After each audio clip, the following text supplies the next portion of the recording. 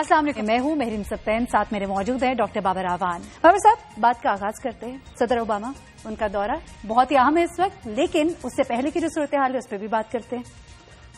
Thank you very much, لیکن میرا خیال ہے کہ آج کی میں اس گفتگو کا آغاز کرنا چاہوں گا ہمارے ایک دوست ملک کے کنگ عبداللہ، وہ وفات پا گئے۔ میں جن دنوں کنگ سعود یونیورسٹی میں اسٹوڈنٹ تھا، ان دنوں یہ گورنر بنے تھے ریاض، جو ان کا ایک پروونس بھی ہے اور ان کا مرکزی دارالخلافہ بھی ہے سعودی کنگڈم کا۔ اللہ رب العزت کا ارشاد ہے کہ کلو من علیہ فان ویبقی وجہ ربک ذوالجلال والاکرام، ہم جتنے ہیں سارے فنا ہونے والے ہیں اور جو کچھ ہے وہ سارا فنا ہونے والا ہے، سوائے ایک ذوالجلال والاکرام کی جو شان ہے وہ یہ ہے کہ وہ سدا قائم رہنے والی ہستی ہے۔ یہ ایک افسوس کا مقام ہے کہ ہمیں ایک دوست چھوڑ کے گئے۔ ہم سعودی عرب کے لوگوں کے دکھ میں اور اس خاندان کے دکھ میں دنیا ٹی وی، میں اور آپ ذاتی طور پہ بھی ہم شریک ہیں اور پوری قوم شریک ہے۔ بالکل۔ اس وفات کے ساتھ ہی ایک نئی پولیٹیکل ڈیولپمنٹ ہوئی ہے جو ابھی ہوئی ہے تھوڑی دیر پہلے، اس پہ میں ضرور کامنٹ کرنا چاہوں گا۔ وہ یہ ہے کہ کہتے ہیں نا کہ وہ بھی قرآن کا فرمان ہے کہ یہ دنوں کی ترتیب میں یوں لوگوں کے درمیان بدلتا رہتا ہوں، نداولها بین الناس، یعنی یوں پہیے کی طرح گھومتی رہتی ہیں۔ ایک دور تھا جب جنرل مشرف اختیار اور اقتدار کے سنگاسن پہ بیٹھے ہوئے تھے، نواز شریف اور شہباز شریف نے خاندان سمیت ایک درخواست دی کہ ہم سعودی عرب جانا چاہتے ہیں۔ اسی بادشاہ کا دور تھا، اور اسی بادشاہ کے دور میں جو آج کے پاکستان کے بادشاہ ہیں، وہ یہاں سے اپنے قید دوستوں کو چھوڑ کے، پریشان کارکنوں کو چھوڑ گئے اور قوم کو لرچ میں چھوڑ کے، جد و جہد جو ریسٹوریشن آف ڈیموکریسی کی چھوڑ کے، وہ وہاں سرور پیلس میں ایک پرسرور ماحول میں چلے گئے تھے۔ ایک درخواست وہ تھی جو مشرف کے پاس گئی تھی۔ آج جنرل مشرف سائل کی حیثیت سے، وہ جو ان کے سابق قیدی ہیں، ان کے قیدی کی حیثیت سے درخواست دے رہے ہیں کہ ہمیں جانے کی اجازت دیں۔ اور میرے خیال میں شریف فیملی سے زیادہ کس کو پتا ہے کہ پرنس مکرن جو وہاں پہ اب کراؤن پرنس ابھی ہو گئے، اور جو شاہ عبداللہ، اللہ تعالیٰ ان کی غلطیاں معاف کرے، ان کی لغزشوں سے درگزر فرمائے، فوت ہو گئے، ان کے ساتھ مشرف کا کتنا زیادہ تعلق ہے۔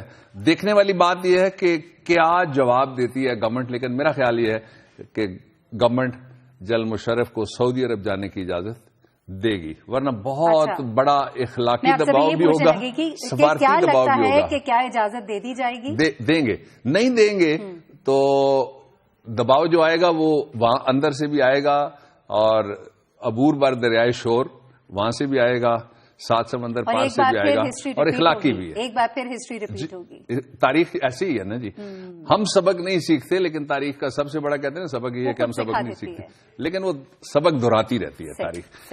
اب آپ یہ باراک اوباما کا دورہ بھارت کا، اور ایسے وقت میں بھارت جو اس وقت پاکستان کو ہمیشہ ہی تنقید کی نوک پر رکھتا ہے، لیکن اس وقت جو ہے بہت ہی زیادہ ہم دیکھ رہے ہیں ایگزیجریشن ہو رہی ہے، اور اس کے اسباب ہیں بلکہ، لیکن اسباب میں جانے سے پہلے بھارت پاکستان کے بارے میں منصوبے کیا رکھتا ہے، ایک ویڈیو ذرا دکھا دیں جی۔ بالکل۔ کیا میں تو ہندو ہوں اور نیشنلسٹ ہوں، اس کو ہندو نیشنلسٹ کہیں گے تو میں ہندو نیشنلسٹ ہوں۔ اب اس میں اس کے مطلب نہیں ہے کہ صرف ہندو نیشنلسٹ ہو سکتا ہے۔ ہم لوگ تو کہتے ہیں کہ جو مسلمان مان لے گا کہ اس کا پوروج ہندو ہے وہ بھی نیشنلسٹ ہے، ہم تو ان کو اپنانے کے لیے تیار ہیں۔ اور مسلمان کے بارے میں آپ کو بتانا چاہتا ہوں کہ آج شیعہ بالکل ہمارے ساتھ ہے، این ڈی اے کے ساتھ ہے، اور بھی انیہ ہیں، احمدی ہیں، بریلوی مسلم ہیں، تو آپ مسلم مت کہیے، مسلم میں آج ڈویژن آ گئی۔ سر آپ چاہیں گے کہ ڈویژن آ جائے، لیکن جو آپ بات کہہ رہے ہیں اس کی کہیں پہ کوئی پرمان نہیں ہے اس کے، وہ دیکھیں گے آپ رزلٹ میں۔ آپ چاہیں گے، میں کہتا ہوں کہاں پرمان دیکھ سکتے ہیں؟ گجرات میں لوکل باڈیز الیکشن میں دیکھیں، وہاں وکلپ کیا ہے؟ اگر نہیں جتایا تو وہاں پہ سڑک کیسے بنے گی، بجلی؟ وہی ہونے والا ہے۔ میں ووٹ پڑے اور اتر پردیش میں پڑے، بہار میں پڑے، بہت فرق ہے سبرامنیم سوامی جی۔ میں کہہ رہا ہوں وہی ہونے والا ہے کہ وکلپ این ڈی اے کا کوئی نہیں ہونے والا ہے، ایسی ہوا بنے گی اس الیکشن میں۔ چلیے ہوا، اور ہندو میں جب فیلنگ آئے گا کہ یہ ہمارے لیے रक्षा कर सकते हैं। ये कांग्रेस हमें बर्बाद करेगी, ये पाकिस्तान को हवाला कर देगी, ऐसी प्रोपेगेंडा तो आपकी स्ट्रेटेजी ये है कि हिंदू वोट बैंक एक हो जाए, मुस्लिम वोट बैंक बढ़ जाए और उसी में सुब्रमण्यम स्वामी और नरेंद्र मोदी गाड़ी में सवार होकर कौन पीछे कौन, ये अभी तय नहीं। नरेंद्र मोदी के बारे में नहीं अभी जानता हूं कि उनके दिमाग में क्या है इस सवाल पर। मेरी यह ओपिनियन है, हिंदू को इकट्ठा करो, मुसलमान को डिवाइड करो। चलिए, ये राजनीति ऐसे नहीं होनी चाहिए। ऐसे नहीं होनी चाहिए, होनी नहीं चाहिए। मैं तो किसी को मैं धर्म के नाम पर जब राजनीति नहीं, मुसलमान देश में वो बड़ी खतरनाक बात है। शिया के साथ क्या अन्याय हो रहा है जो पाकिस्तान में इतनी रणनीति है, जिसको आप इतने खुले तौर पे मान रहे हैं, वो रणनीति बहुत खतरनाक है इस देश के लिए। खतरनाक आपको समझना होगा। हम 80% हैं हिंदू, तो इसीलिए खतरनाक कैसे कह सकते हैं? चलिए, कम से उसमें कम मुसलमान में 14% में 7% हमारे साथ आ जाए, खतरनाक कैसे हो गया? चलिए, कम से कम आपकी जो भी बात है वो पर्दे के पीछे नहीं, आप खुले कैमरे पे बोल रहे हैं। हाँ, बिल्कुल। जनता को सुब्रमण्यम स्वामी के वचन पसंद है या नहीं, देखा जाएगा। जी, डिवाइड एंड रूल की बात हो रही है। बाबर साहब बहुत ही खुल्लम मीडिया पर आकर ये बात करे, कौन है ये साहब? ये सुब्रमण्यम स्वामी साहब हैं, ये हिंदुस्तान के वफाकी वजीर भी रहे। अच्छा। जनता पार्टी के ये सरबराह होते थे, लेकिन जो पिछला भारत का इलेक्शन था, ये उससे पहले का इंटरव्यू हमने कहीं से निकाला है। उस वक्त इन्होंने भारतीय जनता पार्टी में अपनी पार्टी को जम कर दिया। आजकल ये मोदी के नंबर 2 समझे जाते हैं और ये हुक्मरान जमात के इंतहाई जिम्मेदार आदमी हैं। मैं इनकी बात पे सिर्फ एक कमेंट करके एक और पहलू को छेड़ना चाहता हूं, जो भारत किस वजह से पाकिस्तान के खिलाफ इस वक्त गुस्से में है। और वो जो मैं कहना चाहता हूं इनके बारे में, आपने देखा कि ये किस तरीके से पाकिस्तान में फिरकावारियत को हवा देने वाले बयान दे रहा था। आपने देखा कि इसकी जुबान में कितना जहर था, आपने देखा इसके लफ्जों में कितनी आग थी। आपने देखा कि ये मुसलमानों को ये कह रहा था, जो वीडियो के आगाज में कह रहा था कि जो मुसलमान ये माने कि उसके बुजुर्ग हिंदू थे, पूरक जो उसके हिंदू थे, उसको तो हम कहते हैं जी हम उसको हिंदुस्तानी मान लेंगे। और जिनको गलतफहमी रहती है, जो पाकिस्तान में ये प्रोपेगेंडा करते हैं कि भारत बड़ा सेक्युलर मुल्क है, वहां पे बड़ी डेमोक्रेसी, आपने देख लिया बरसर इक़्तिदार वहां पे लोग क्या कह रहे हैं। अब इसका जो दूसरा पहलू है वो ये है कि 2002 में जब बिल क्लिंटन ने दौरा किया हिंदुस्तान का, उस वक्त भी एक वारदात करवाई गई और वारदात करवाने के बाद हिंदुस्तान के अखबारात एक हफ्ते तक चीखते रहे कि पाकिस्तान दहशतगर्द है। शायद कोई पाबंदी लगवाई जा सके, शायद उसके खिलाफ बैनुल अक़वामी मुकदमा खड़ा किया जा सके। अब जो दिसंबर गुजरा है 2014 का, 31 दिसंबर को किश्ती वाला वाकया आपने देखा कि उन्होंने कहा कि एक बोट थी और उस दहशतगर्दी करने के लिए आ रही थी। अब इन दोनों को जरा मिला लीजिएगा। कांग्रेस जो उनका अपर हाउस है वो उनको उठ के पड़ गया भारत का, और उन्होंने कहा कि आप तफसीलात लाइए। फिर उनका जो मुतल्लका वजीर है उसको ये बात कहनी पड़ी कि हमने कोई गोली उस पर नहीं चलाई। अगर दहशतगर्द थे तो आप फायर करते ना जी, आपके पास तो जो मैरीटाइम सिक्योरिटी है, आपके पास तो जहाज हैं, आपके पास तो कश्तियां हैं, सारी की सारी जंगी हैं। इसलिए अगर कोई ऐसी हरकत हुई होती तो फिर उनको बड़ी हजीमत उठानी पड़ी अपने अपर हाउस के अंदर। उनका जो मकसद है वो 2 हैं इस वक्त। ये है कि बराक ओबामा के मुंह से वो पाकिस्तान के खिलाफ एक बयान इस ब्रीफिंग की वजह से चलने से पहले ही आ चुका है। उसमें एक तशवीशनाक बात अंदरूनी भी हुई है। हमारी वजारत खारजा ने भी जो बांसुरी बराक ओबामा ने बजाई है उस पे डांस करने की, उस ट्यून पे, अंग्रेजी का मुहावरा है जिसका मैं तर्जुमा कर रहा हूं, कोशिश की है। ये बड़ी काबिल मुज़म्मत बात है। इसीलिए मैं हमेशा जोर देता रहता हूं कि वजीर आजम जिसके पास वक्त नहीं है कि वो अपने कारोबार के अलावा कुछ सोच सकें, वो एक जो करियर डिप्लोमेट है और फॉरेन मिनिस्ट्री में बड़े लोग बैठे हुए, उनमें से किसी को लगाए ताकि जो हिंदुस्तान को समझता हो, डायनेमिक्स समझता हो, इस बात की कारीगरी जानता हो कि ओबामा जब हिंदुस्तान में आएगा तो क्या पाकिस्तान के ऊपर असरात मुरतब हो सकते हैं। लेकिन वहां आपको पता है 2 बुजुर्ग हमारे सीनियर सिटीजन बैठे हुए हैं, सरताज साहब और फातिमी साहब, उनके ताल्लुकात बेहतरीन मशरकी सौकनों वाले, एक दूसरे की वो शक्ल भी नहीं देखना चाहते। अब ये जो फॉरेन मिनिस्ट्री है उसने भी उनकी हमनवाई एक तरह से की और पाकिस्तान के ऊपर जो इल्जामात लगाते हैं वो उनकी तायीद हो गई। जो असल मामला जिसकी तरफ भारत लेके जाना चाह रहा है वो ये है कि किसी तरीके से پاکستان میں جو قانون کی رٹ ہے، پاکستان میں جو ریاست کی رٹ ہے، پاکستان کے لوگوں کے لیے جو امن ہے، پاکستان کے لوگوں کے لیے جو نارمل زندگی ہے، روٹین کی زندگی ہے، وہ کسی طرح سے بحال نہ ہو. بھارت بہت پریشان ہے. بڑی مثال ہے جس طرح جب ہم یہاں پہ آپریشن ضرب عضب کرتے ہیں تو وہاں بارڈر پہ وہ کس طرح کی صورتحال جو ہے کریٹ کرنا شروع کر دیتے ہیں. اچھا بابر صاحب، یہ تو چلے بھارت کی ایک اسٹریٹجی ہے، لیکن امریکہ کی طرف سے بھی جو بیان آ جاتا ہے وہ اس طرح سے آ جاتا ہے کہ تینوں ممالک کے انٹرسٹ میں ہے، ان کے مفاد میں ہے اوباما صاحب کا وزٹ نہ کرنا پاکستان کو، یا ان ادر ورڈز وزٹ کرنا بھارت کو، کیونکہ 2010 میں بھی اوباما صاحب پاکستان نہیں آتے. یہ اوباما صاحب نے تو بلکہ نفی کی ہے دو چیزوں کی. ایک تو یہ ہے کہ ہم ایساف کا ممبر ملک ہیں، صحیح. دوسرا امریکہ نے ہمیں اپنا نان نیٹو اتحادی ڈکلیئر کیا، یہ اس کی بھی نفی ہو گئی. یہ بین الاقوامی کمٹمنٹس کی میں بات کر رہا ہوں. صحیح. تیسرا یہ ہے کہ وہ کولیشن سپورٹ کا جو پروگرام ہے کہ ہم جو بھی یہاں پہ ایسی قوتیں جو نان اسٹیٹ ایکٹرز ہیں ان کے اندر ریاست پاکستان اور ریاست امریکہ جو کچھ اکٹھے کر رہی ہے اس کو کولیشن سپورٹ، اس کے لیے باقاعدہ فنڈ موجود ہے، اس کے لیے باقاعدہ ایکٹیویٹیز ہیں اور بہت بڑے پیمانے پہ ہیں، اس کی بھی صدر اوباما نے نفی کر دی ہے. میرا خیال یہ ہے کہ اوباما جو ایک پاپولر نعرہ ہے نا اس وقت مسلمانوں کے خلاف لگایا جا رہا ہے، اور اس نعرے کے اوپر سوار ہو کے وہ کوشش کریں گے کہ ان کی پارٹی دوبارہ اقتدار میں آ جائے، ان کا الیکشن بھی قریب آ گیا. اچھا. ہاں، یہاں یہ ایک سوال ہے کہ بھارت صدر اوباما کے دورے سے کیا چاہتا ہے؟ دو چیزیں چاہتا ہے بھارت صدر اوباما کے دورے سے. ایک یہ کہ کسی طریقے سے بین الاقوامی طور پہ پاکستان کو گھیرے میں لایا جائے، اور دوسرا وہ یہ چاہتا ہے کہ صدر اوباما کچھ بیانات ایسے دے کے جائیں جن سے بعد میں پاکستان کے اندر فساد کی فضا پیدا کی جا سکے. اور میں نے ابھی آپ کو بتایا کہ کس طریقے سے سبرامنیم سوامی نے پاکستان کے اور ہندوستان کے مسلمانوں میں تفرقہ بازی، گروہ بندی کا ذکر کیا، اور پھر ان لوگوں کو بھی جوڑنے کی کوشش کی مین سٹریم کے ساتھ جن کو مسلم کمیونٹی نہیں مانتی بائی لارج کے وہ ہمارے ساتھ ہیں.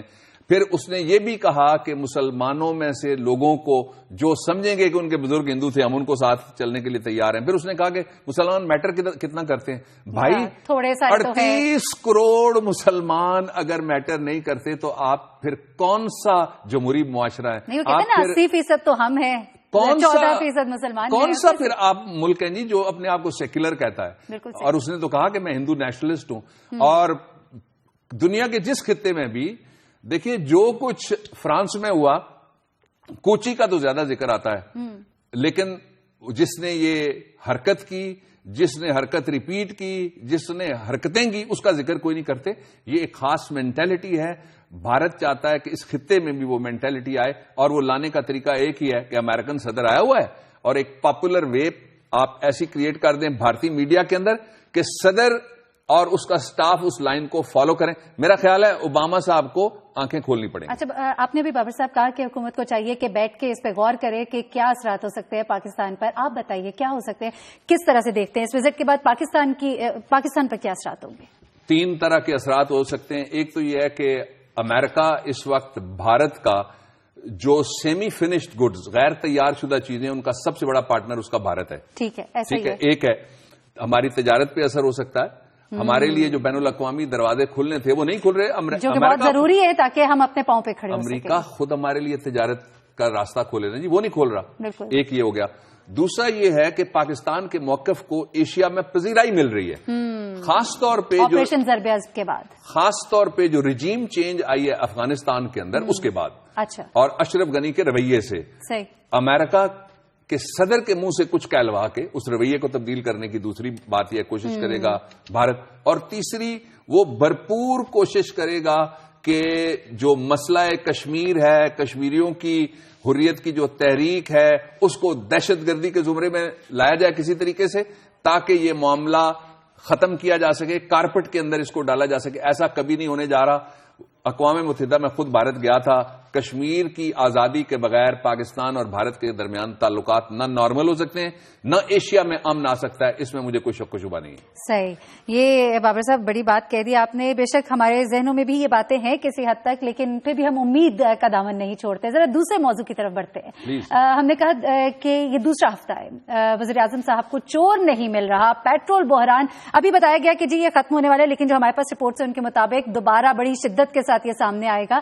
یہ بتائیے چور کون ہے یہ سب پوچھ رہے ہیں. کہاں چھپے بیٹھے ہیں لوگ؟ دیکھیے جی، چور تو چور ہی کو اذن رسائی دے گا.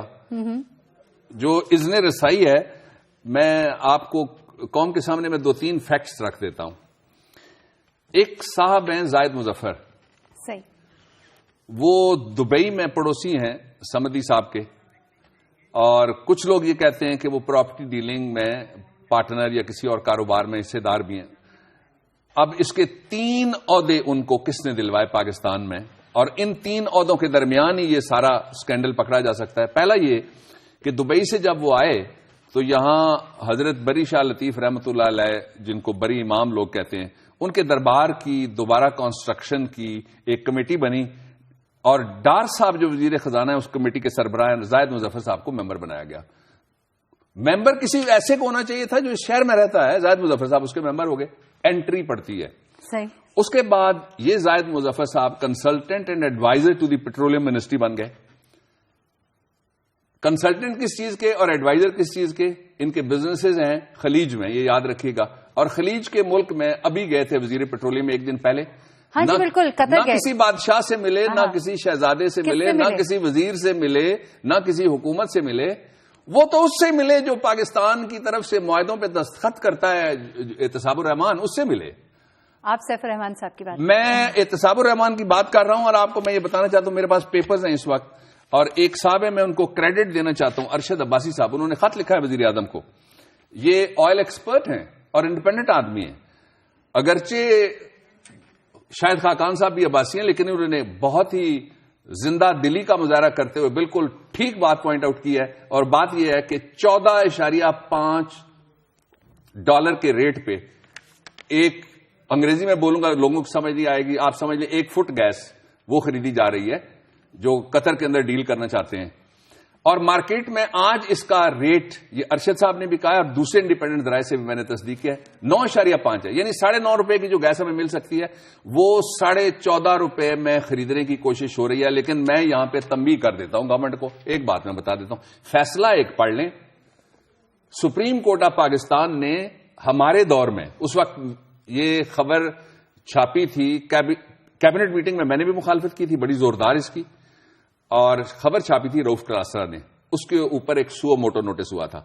اس بارے میں سپریم کورٹ کا فیصلہ ہے. بہتر یہ ہے کہ وہ حکومت فیصلہ پہلے پڑھ لے اور پاکستان کو بند گلی میں نہ ڈالے خریداری کے معاملے میں، اوپن مارکیٹ میں جائے. اور پھر یہ صاحب جو ہیں یہ پھر OGDCL کے چیئرمین ہو گئے جی، یہ زائد مظفر صاحب. ان کے تو عہدے ہی نہیں گنے جاتے، اگر میں گنتا جاؤں گا تو لائن لگ جائے گی. اور OGDCL میں جو پیٹرولیم سیکرٹری ہیں، جو کیڈ کی منسٹری کے منسٹر کے بھانجے صاحب ہیں، وہ پیٹرولیم سیکرٹری ہیں، وہ ان کے ماتحت ہیں وہاں. اب آپ چور کہاں تلاش کریں گی؟ میں نے کہا تھا کہ کابینہ ایک پیج پہ نہیں ہے. آپ نے دیکھا نا ریاض پیرزادہ نے کیا بیان دیا ان کے بارے میں؟ بالکل آپ نے دیکھا، یہ منظوری نہیں لے رہے. اس کو پارلیمنٹ میں لایا جائے فوری طور پہ تاکہ اس ڈیل کو پارلیمنٹ بحث کر سکے. بالکل صحیح. بابر صاحب، یہ تو اصل کہانی ہم ناظرین کو بتا ہی رہے. یہاں پہ بریک کا وقت ہے، اور بریک سے جب ہم واپس آئیں گے ناظرین تو آپ کو یہ بھی بتائیں گے کہ عدلیہ کی جو آسامیاں، آدھی آسامیاں خالی ہیں، کیوں ہے، اس پر بات کرتے ہیں. بریک کے بعد ہمارے ساتھ رہیے.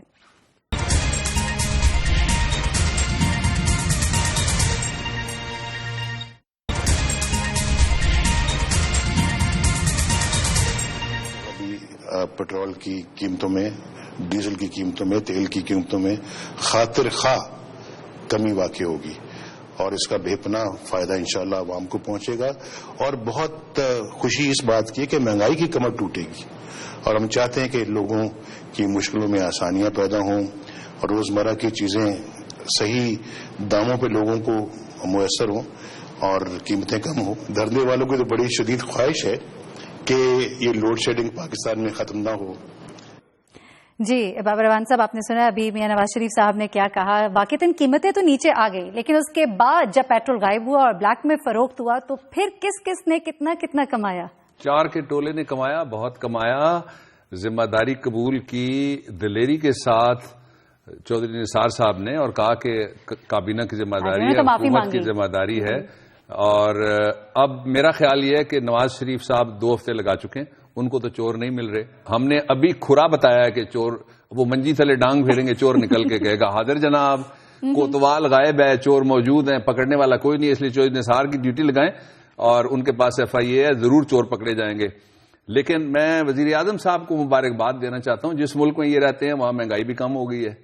وزیر اعظم صاحب جس کہتے ہیں نا کہ ہم اس دیش کے باسی ہیں جس دیش میں گنگا بہتی ہے, بہتی گنگا میں نہانے والوں کا جو دیش وزیر اعظم صاحب کے ہاؤس کے اندر ہے یا کسی محل کے آس پاس ہے, وہاں لوگوں کے لیے بڑی آسانیاں پیدا ہو گئیں. انہوں نے کہا بہت پیٹرول ہم اور سستا کر دیں گے.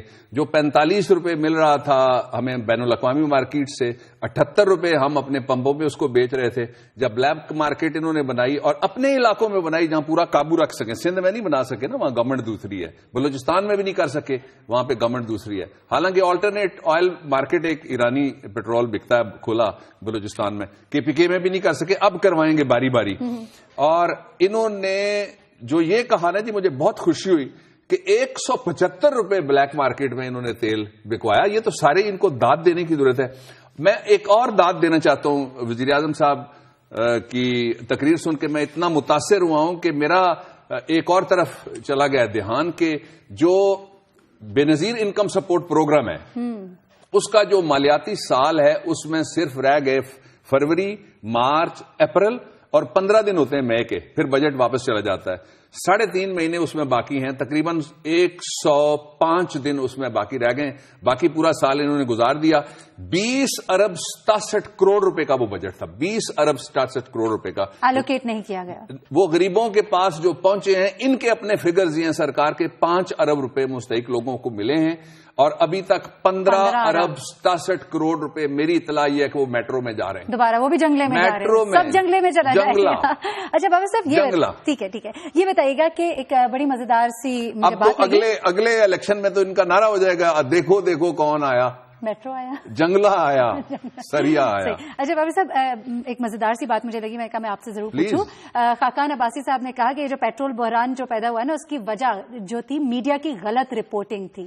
بالکل صحیح ہے جی, انہوں نے یہ رپورٹنگ نہیں کی کہ ان کی ایئر لائن نے کتنا کمایا, کوئی رپورٹنگ کی انہوں نے یہ رپورٹنگ نہیں کی. جو طیارہ گرا تھا اس کے وارثوں میں سے میرے ایک عزیزوں میں سے ایک ملک اجمل تھا, یہ بالکل ساتھ اس کا گاؤں ہے, یہاں سے 20 منٹ کی ڈرائیو پہ. وہ اپنی بیگم کو ملنے کے لیے آ رہا تھا اسپتال میں, جو کینسر کی مریضہ تھی, 3 دن بعد وہ بھی فوت ہو گئی. تو انہوں نے بہت ساری رپورٹنگ نہیں ہوئی. آپ فکر نہ کریں, وزیر پیٹرولیم رپورٹنگ بھی ہوگی, تفتیش بھی ہوگی, چودھری نثار بھی موجود ہیں, قانون بھی موجود ہے, کبھی نہ کبھی تو ہو جائے گی. میں جو بتانا چاہ رہا تھا ایک بات اور, کہ یہ جو 15 ارب 67 کروڑ روپے ہیں, میرے پاس اطلاع یہ ہے کہ یہ دوستوں کے بینکوں میں رکھے گئے اور بینکوں میں مختلف ریٹس ہیں. مثلا 8% بھی بینک دے رہے ہیں, 8+ بھی دے رہے ہیں سالانہ, کہ آپ اگر لاکھ روپے رکھیں تو آپ کو اس پہ 8.5% ملے گا, 7.8% ملے گا. تو یہ اس میں سے بھی تو اربوں روپے نکل رہے ہیں نا. وہ کس کے اکاؤنٹ میں جا رہے ہیں, وہ کس کی جیب میں جا رہے ہیں, وہ کس کے گھر میں جا رہے ہیں. کوئی طوفان بدتمیزی ہے اسکینڈلز کا کہ جوں لگتا ہے جس طرح پاکستان کمائی کرنے والوں کی چراگاہ بن گئی ہے اور یہ لوگ لاوارث ہو گئے. لاوارث, بالکل لاوارث ہو گئے. بہت ہی دکھ کے ساتھ یہ کہنا پڑتا ہے. بابر صاحب ذرا آزاد عدلیہ کی بھی آپ بات کر رہے ہیں. آزاد عدلیہ کی کیا بات کریں جی. عدلیہ کے جو ماتحت ادارے جن کو کہا جاتا ہے لوئر جوڈیشری, اس میں کل عدالتیں پاکستان میں جو سینکشنڈ منظور شدہ ہیں وہ 3502 ہیں. آپ کو معلوم ہے پاکستانیوں کہ آپ کے لیے کتنے ججز ابھی نہیں لگائے گئے, آسامیاں خالی ہیں. خالی آسامیاں 1374 پڑی ہوئی ہیں اور جو 81,338 مقدمات پڑے ہوئے ہیں. اب ہم گنتی آپ سے کیا کروائیں.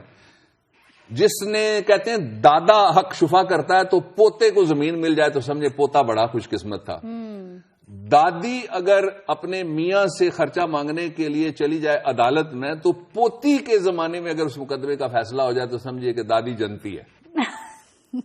اور ایسا ہو رہا ہے پاکستان میں. اور دیکھیے آپ بھی تو آج سپریم کورٹ میں گئے تھے, وہ ذرا لوگوں کو بتائیے کیا ہوتا ہے سپریم کورٹ میں, ہم لوگ جاننا چاہتے ہیں. سپریم کورٹ میں جو رخ ہے اب سپریم کورٹ کا, جب سیاسی چیف جسٹس تھا تو سیاست ہو رہی تھی, اس پہ ہم بات کریں گے.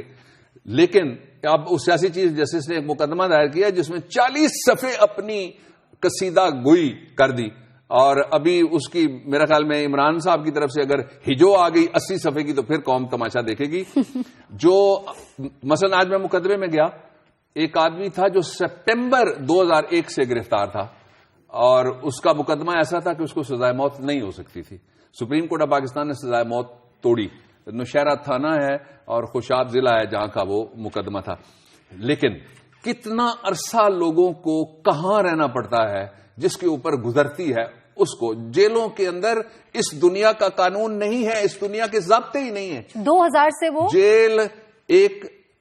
جیل کے اندر کال کوٹڑی ہوتی ہے, اور اب 2015 جس میں بتاتا ہوں ذرا کال کوٹڑی کیا ہوتی ہے, جس میں جو قیدی ہے اس کو شلوار میں ناڑا ڈالنے کی بھی اجازت نہیں ہے. وہ شلوار ہاتھ سے پکڑ کے گھومتا پھرتا ہے اس لیے کہ وہ ناڑے سے, یہ انگریز کے دور کا قانون ہے, اپنے آپ کو پھندا نہ ڈال لے.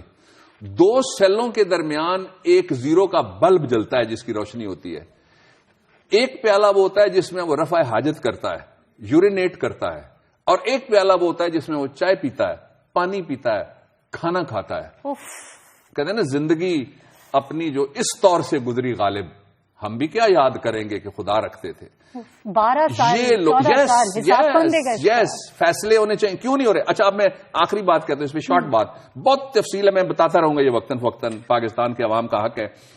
ایک عدالت پر 37,50,000 اگر خرچ کیے جائے نا, کتنے 37,50,000 صرف 37 لاکھ. جی ہاں, ٹھیک ہے. تو ٹرانسپورٹ بھی ہو سکتی ہے, جج بھی لگ سکتا ہے, عملہ بھی لگ سکتا ہے, اور اس کا سارا سامان خریدا جا سکتا ہے. صحیح, ٹھیک ہے. ایک اور دوسرا یہ ہے کہ ٹوٹل خرچہ پورے پاکستان میں 1,374 ججز کو لگانے کا ٹوٹل خرچہ پتا ہے کتنا ہے؟ 5 ارب. میٹرو پنڈی پہ جو لگے ہیں وہ 45 ارب ہیں. 9 دفعہ یہ جج ہم لگوا سکتے ہیں اگر میٹرو کی بجائے پاکستان کے لوگوں کو انصاف دیں. اس سے پہلے کہ گلی گلی میں لوگ انصاف مانگنے کے لیے خود نکلیں, اور اگلی دفعہ جب پیٹرول کا بحران بڑھے تو لوگ پمپوں پہ کھڑے ہونے کے بجائے گاڑیاں لے کے پارلیمنٹ کے دروازے اور صدر ہاؤس وزیر اعظم اس کے دروازے کے بعد 3 دن ہرن بجائیں لوگ, اور ہارن بجا کے کہیں کہ چوروں کو آج ہم سونے نہیں دیں گے, جو ہمارا جیب کاٹے گا اس کو ہم سونے نہیں دیں گے, جو گلا کاٹے گا ہمارے بچوں کے, جو دودھ کاٹے گا اس کو ہم سونے نہیں دیں گے. اور جب تک انصاف کا نظام بہتر نہیں ہوگا ہم کیسے آگے بڑھ سکتے ہیں. بابر صاحب بریک لیتے ہیں یہاں پر, اور بریک سے جب واپس آئیں گے ناظرین آپ کو بتائیں کہ پچھلے ہفتے آپ نے قوم کو ایک خبر دی تھی سینٹ کے حوالے سے, الیکشن کے حوالے سے, کہ عمران خان صاحب جو ہے وہ الیکشن میں الیکشن لڑیں گے, اور آج عمران صاحب نے جو ہے آپ کی اس بات کی تصدیق کر دی ہے. اس پہ بات کرتے ہیں لیکن ایک بریک کے بعد.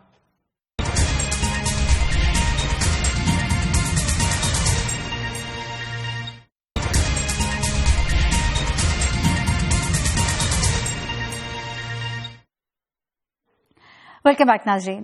بابر صاحب بریک پہ جانے سے پہلے ہم نے جیسا کہ کہا کہ پچھلے ہفتے جو آپ نے بات کی تھی کہ سینٹ الیکشن جو ہے عمران خان صاحب ضرور لڑیں گے, اور پھر آج عمران خان صاحب نے آپ کی بات سے جو ہے اتفاق رائے کیا, مطلب متفق نظر آئے, انہوں نے اعلان کر دیا. کیا کہتے ہیں آپ؟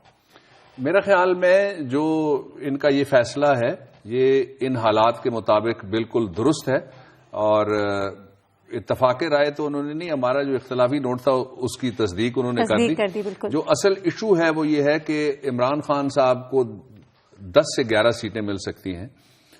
جس طریقے سے اگر وہ الیکشن لڑ رہے ہیں, پنجاب میں ان کی 1 سیٹ نکلنے کا, یہاں پہ چھوٹی جماعتیں ہیں جن کے ساتھ وہ اتحاد کریں تو پنجاب میں سے 1 سیٹ ان کی نکل سکتی ہے.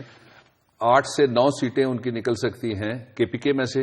اور جو بڑا سگنیفیکنٹ ہے, ایک کہا گیا تھا نا کہ پی ٹی آئی کے استعفے منظور ہو گئے, اور وہ اب کہا جا رہا ہے کہ جی ان کو ہم الیکشن کمیشن کے پاس نہیں بھیج رہے, جب تک وہاں نہیں بھیجیں گے وہ تو منظور نہیں ہوں گے. اسمبلی میں ہوا, لیکن ایک دفعہ ہم سنوا دیں ذرا ناظرین کو کہ کیا ہم نے بات کہی تھی, اور اس کے بعد عمران خان صاحب جو ہے انہوں نے کس طرح بابر صاحب کی بات کی تصدیق کی. آئیے سنیے.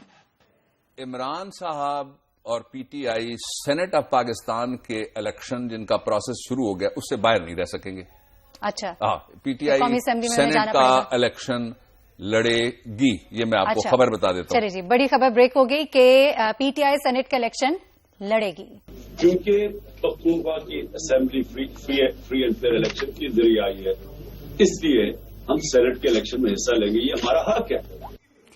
جی, 18 تاریخ کو ہم نے یہ بات کی بابر صاحب, اور 23 تاریخ کو جو ہے اس کی تصدیق بھی ہوگی. اچھا, کس طرح سے ہوگا یہ سب کچھ, ابھی آپ بتا بھی رہے تھے. میرا جو میں کہہ رہا تھا کہ آج یہ میرے لیے بڑا سگنیفیکنٹ ہے کہ استعفے منظور کرنے کے بعد ظاہر ہے اسپیکر کی پوزیشن کمپرومائز ہوتی ہے اور اس کے لیے ایک امبیرسمنٹ ہوتی ہے, لیکن اس کے باوجود جو بیک چینلز ہیں وہ چل رہے ہیں اور بیک ڈور ڈپلومیسی کی وجہ سے اب ان کو ایک اور راستہ مل جائے گا. جو چھوٹی پارٹیاں اگر وہ اتحاد کر لیں تو ان کی سیٹیں ایک سے زیادہ وہ سندھ اسمبلی میں بھی لے سکتی ہیں. بلوچستان کی کمپوزیشن اور طرح کی ہے. آج وہاں ایک نیا الائنس بھی بنا ہے اور میرے خیال میں اس میں سے لشکری صاحب جو لشکری رئیسانی ہیں وہ شاید امیدوار ہوں. جو کوئٹہ کی میئرشپ ہے وہاں الیکشن ہونے جا رہے ہیں. باقی صوبوں کو بھی ہم یاد دلا دیتے ہیں کہ آئین میں لکھا ہوا ہے کہ آپ الیکشن کروائیں. کے پی کے والے تیار ہیں, الیکشن کمیشن کہتا ہے کہ ہم تیار نہیں ہیں. سندھ کو بھی اور پنجاب کو بھی فوری طور پہ الیکشن کرانے چاہیے بلدیات کے. جو ایشو ہو رہا ہے نا اس وقت وہ صرف یہی ہے کہ نیچے کچھ نہیں ہے, صرف بڑے بڑے ایوان ہیں, بڑے بڑے لوگ بیٹھے ہوئے ہیں اور ان کی جو فیصلہ سازی ہے وہ گھروں میں ہو رہی ہے.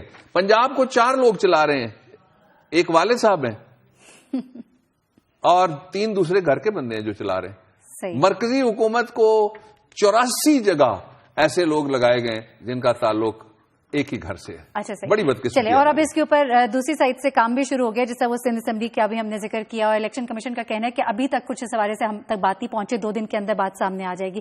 اچھا بابا صاحب, ہم تلاشی گمشدہ کی جانب ذرا بڑھتے ہیں اور کل ایک بہت ہی افسوسناک واقعہ پیش آیا بھاٹی گیٹ کے اسکول کے باہر جو کچھ ہوا اور بچے پر جس طرح سے تشدد کیا گیا. بچوں کے حکمران کہاں ہیں؟ ایک سوال اور بھی اٹھتا ہے کہ خواتین کے بھائی اور ان کے باپ بننے والے حکمران کہاں ہیں؟ اس لیے کہ ریاست ماں کا درجہ رکھتی ہے اور ماں سوکن نہیں ہو سکتی, وہ ماں ہوتی ہے. ماں سوتیلا پن نہیں دکھا سکتی, وہ اپنا پن دکھاتی ہے. کل جو کچھ ہوا, میں دنیا ٹیلی ویژن کے رپورٹرز کو اور جنہوں نے یہ سارا مقدمہ لڑا بچوں کا, بھاٹی گیٹ کے اسلامیہ اسکول کو چلانے والی غالباً غازی فاؤنڈیشن, ان کو بچوں کو میں سب کو مبارکباد دیتا ہوں. قوم آپ کے پیچھے ہے بیٹا, گھبرانے والی بات نہیں ہے. اور خاص طور پہ وہ خواتین جن کو کل وہاں اور ٹیچرز جن کو کل ڈنڈے مارے گئے اور دھکے مارے گئے, بڑا دل دکھتا ہے کہ اس پولیس کا جو لہو رنگ پنجاب کو کرنے کا اور خون آمیز کرنے کا اس پورے صوبے کو جو 5 دریاؤں کی سرزمین کہلاتی تھی, اس کو کرنے کا یہ خواب کب پورا ہوگا؟ یہ کب ان کی پیاس بجھے گی لوگوں کے اوپر لاٹھیاں برسانے کی؟